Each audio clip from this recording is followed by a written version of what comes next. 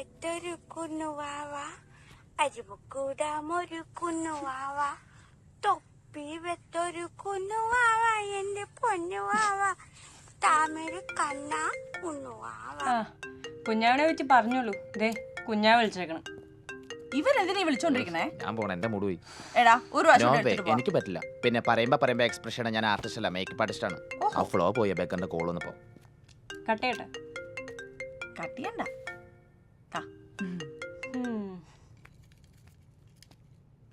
എന്താ നിന്റെ അടുത്ത് ഞാൻ പറഞ്ഞിട്ടില്ലേ വിളിക്കരുതെന്ന്? ഇതൊക്കെ എന്നെ ക്ലോസ് ചെയ്തല്ലേ? ഞാൻ റീകണക്ട് ചെയ്യാനൊന്നും വിളിച്ചതല്ല. പറ. എന്നെ കൊണ്ടൊന്നും പറ്റുന്നില്ല, ഒന്നും അങ്ങോട്ട് ശരിയാവുന്നില്ല. ഇപ്പൊ എന്നെ അഭിനയം പഠിപ്പിക്കാൻ അവന്മാരെല്ലാം കൂടെ ഒരുത്തരെ കൊണ്ടുവന്നേക്കുക. അത് വളരെ മികച്ചൊരു ഇതാ. റീസെന്റ് 2-3 പടം പൊട്ടിന്നുള്ളൂ മാറ്റി നിർത്തിയ ഒന്നുമില്ല. ഞാൻ ഒരു സൂപ്പർ സ്റ്റാർ അല്ലേ? എന്ത് super star David? Ultimately you are an actor. You suppose to be an actor. You should be an actor. ഞാൻ ആക്ടർ അല്ലേ? അത് നീ നിന്റെ അടുത്ത് തന്നെ ചോദിക്കും.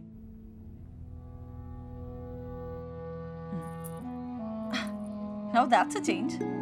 തിരിച്ചു പറയാനൊന്നും ഇല്ലേ? അപ്പൊ ശരിക്കും മേടിച്ചിരുന്നിരിക്കുകയാണല്ലേ?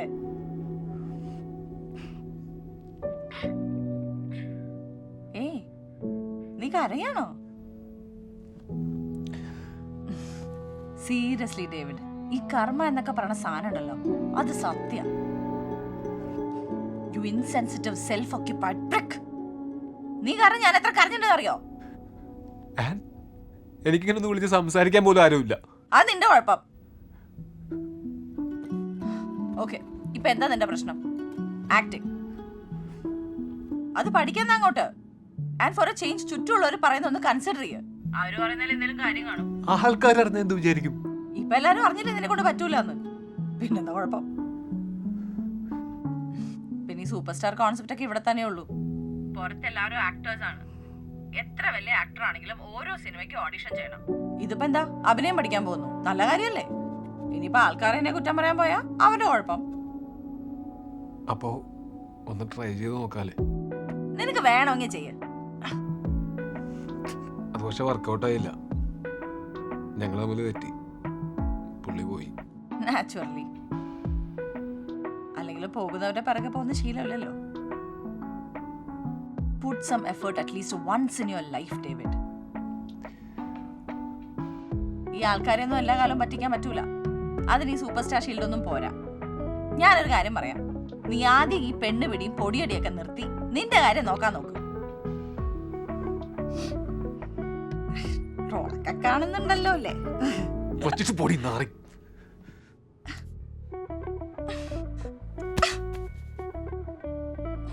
Madam shot ready. വരാ.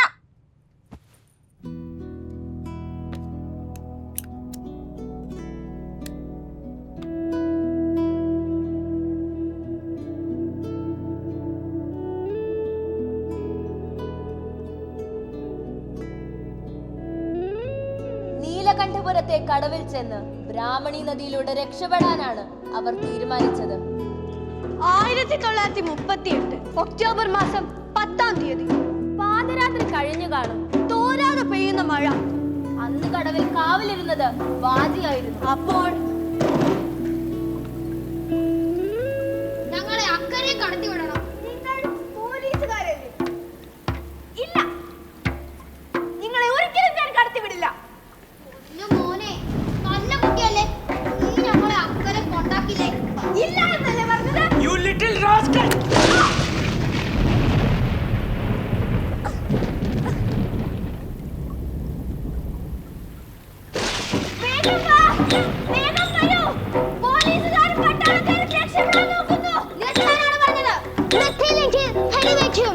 നിങ്ങളുടെ വെടിയുണ്ടകൾ ഞങ്ങളുടെ നെഞ്ചിനെ പിളർക്കില്ല.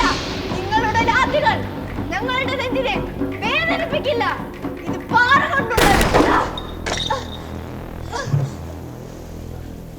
ഞങ്ങളുടെ ആകാശം, ഞങ്ങളുടെ ഭൂമി, ഞങ്ങളുടെ നാട്, അത് ഞങ്ങൾ വിട്ടു തരില്ല. നന്നായിരുന്നു. എല്ലാവരും നന്നായിരുന്നു കേട്ടോ. നമുക്ക് കുറച്ചും കൂടി എനർജി കൂടി ചെയ്യാം.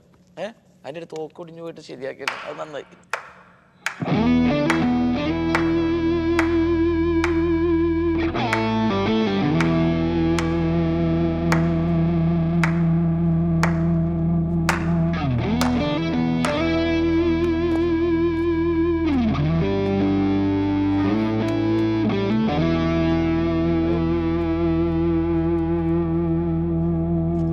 ഞാൻ പറഞ്ഞതേ, ഏതായാലും നമ്മളന്ന് കൈ കൊടുത്തല്ലേ, അതുകൊണ്ട് തനിക്കൊരു ചാൻസ് കൊടുക്കാമെന്ന് വിചാരിച്ചു. പക്ഷെ ഒരു കണ്ടീഷനുണ്ട്.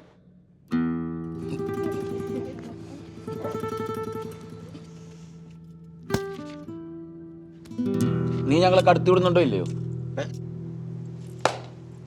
ലൈറ്റ്സ്.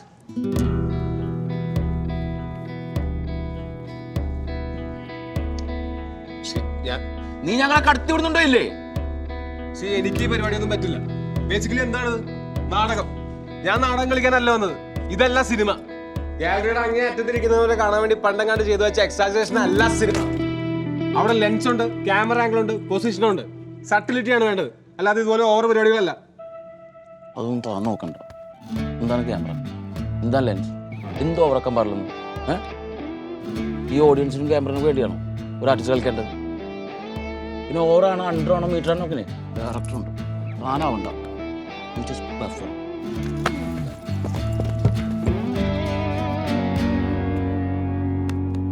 ആക്ടർ.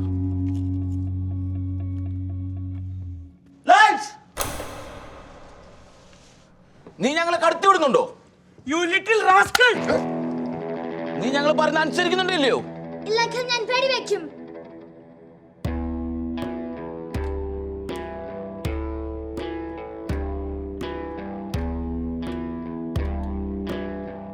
നിങ്ങൾ വെടിവെച്ചുകൊള്ളുക.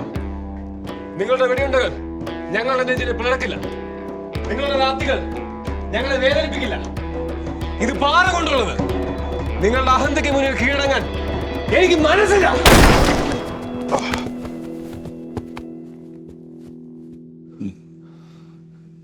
ഞങ്ങളുടെ ആകാശം, ഞങ്ങളുടെ ഭൂമി, ഞങ്ങളുടെ നാട്, അത് ഞങ്ങളെ വിട്ടു തരില്ല.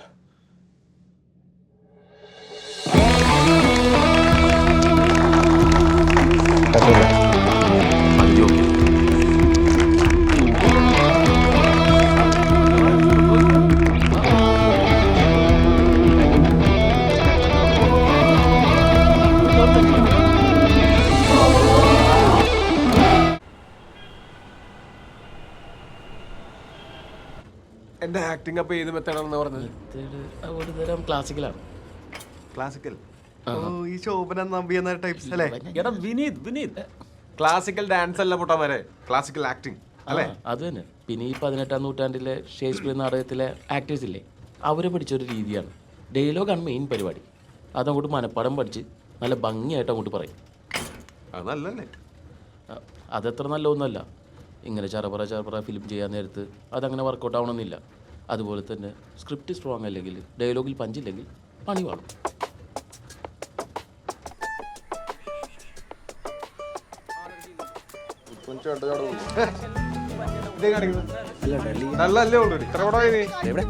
നല്ല ഇന്റൻസ് ആയിട്ട് കൊണ്ട് കളിച്ചോട്ടെ, ചെളിയൊക്കെ കൊണ്ട് തിരിച്ചോട്ടെ. ഞാൻ ഷോട്ടിൽ കളിച്ചോളാം. ഓക്കെയാണ്, പെട്ടെന്ന് എടുക്കാം.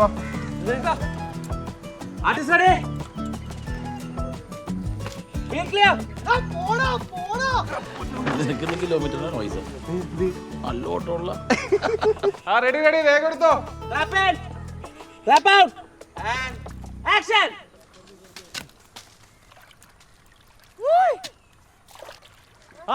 ചേട്ടാ എന്നാണ്ട്? നമ്മുടെ കുഞ്ഞുമോൻ കളിപ്പിന്ന് വന്നോ?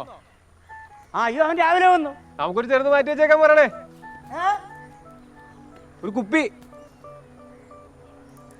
ഞാൻ അക്കരയ്ക്ക് വരാം, നാളെ മറ്റോ.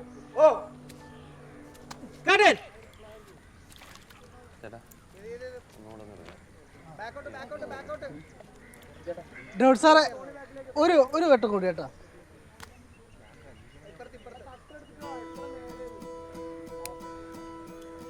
ഒരു 2 മിനിറ്റ്.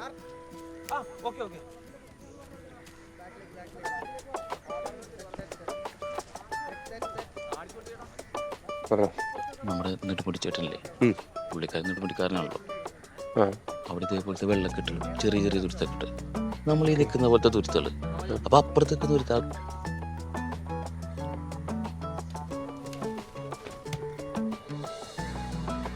അപ്പുറത്ത് നിൽക്കുന്നൊരാൾ സംസാരിക്കാൻ നേരത്തെ ഇങ്ങനെ ഒച്ച വെച്ച മാത്രം കേൾക്കണമെന്നില്ല. പിന്നെ ആ കൂട്ടത്തിൽ ചെറിയ ആംഗ്യ ഭാഷ കൂടി കേട്ടു എന്നുവെച്ചാ ഇങ്ങനെ കുഞ്ഞുമോൻ ഗൾഫീന്ന് വന്നോ, ഗൾഫീന്ന് വന്നോ, ഒരു കുപ്പി മാറ്റി വെക്കണം ചെണ്ടായിട്ട്. പിന്നെ ഈ ഗാന്ധിയനെ അച്ഛൻ്റെ പിന്നെ കുപ്പി നമ്മൾ ഒച്ചത്തി പറയണ്ട, താത്തി പിടിച്ചോ അല്ലേ? ഓക്കെ.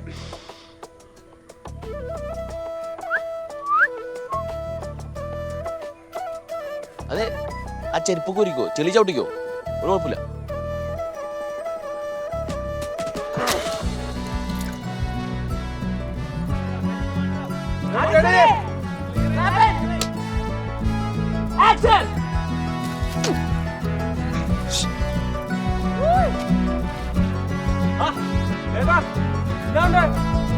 നമ്മുടെ കുഞ്ഞുമോ കളിക്കുന്നോ?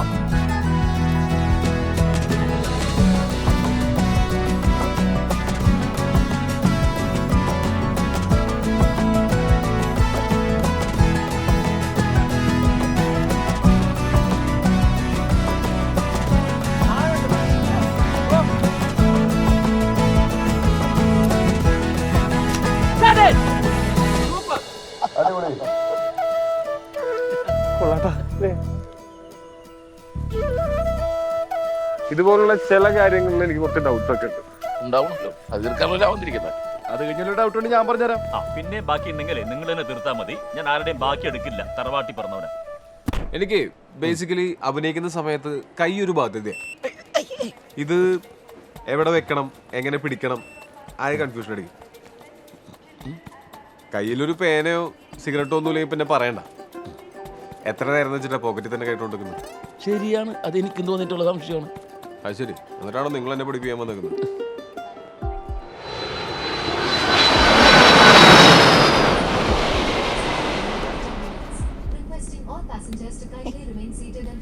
അതെ, ഇതിലിപ്പോ എത്ര പേടിക്കാതിരിക്കുന്നു. ഏറ്റവും സേഫസ്റ്റ് മോഡ് ഓഫ് ട്രാൻസ്പോർട്ട് അല്ലേ. ആകെയുള്ള പ്രശ്നം ഈ ലാൻഡിങ്ങിലും ടേക്ക് ഓഫിലും മാത്രം ചില ഫ്ലൈറ്റുകൾ പൊട്ടിത്തെറിക്കും. ബാക്കിയൊക്കെ സേഫാ. ആർക്ക് പേടി? കൈകളെ പറ്റി ചിന്തിക്കാതിരിക്കുന്നതാണ് ബെസ്റ്റ്. നമ്മൾ നേരത്തെ പറഞ്ഞില്ലേ, നമ്മൾ എന്ത് ബിഹേവ് ചെയ്താലും അതിനനുസരിച്ച് കൈകളും ബിഹേവ് ചെയ്യും. നമ്മൾ പണ്ട് ആനിമൽസ് ആയിരുന്നല്ലോ. ഈ ആനിമൽസ് കമ്മ്യൂണിക്കേറ്റ് ചെയ്യുന്ന വാലുകൊണ്ടാണ്. നമുക്ക് വാലുണ്ടായിരുന്നു, പയ്യത് പോയി പോയാണ് കൈകളോട്ട് എത്തിയത്. നമ്മൾ സംസാരിക്കുന്ന ഫുൾ റിതം കൈകളിലൂടെ പുറത്തോട്ട് വന്നുകൊണ്ടിരിക്കും. ജെന്യുവിനായിട്ട് നമ്മൾ എന്ത് ചെയ്താലും ആൾക്കാർക്ക് അത് കമ്മ്യൂണിക്കേറ്റ് ആവും. ഇപ്പൊ തന്നെ പേടിച്ചപ്പോ കയറി പിടിച്ചില്ലേ. ഡേവിഡിന് അത് ചെയ്യാൻ പറ്റും, പേടിക്കാം. പക്ഷെ സൂപ്പർ സ്റ്റാറിന് പേടിക്കാൻ പറ്റില്ല. അതാണ് അതിന്റെ ഡിഫറൻസ്. എനിക്ക് പേടിയൊന്നുമില്ല.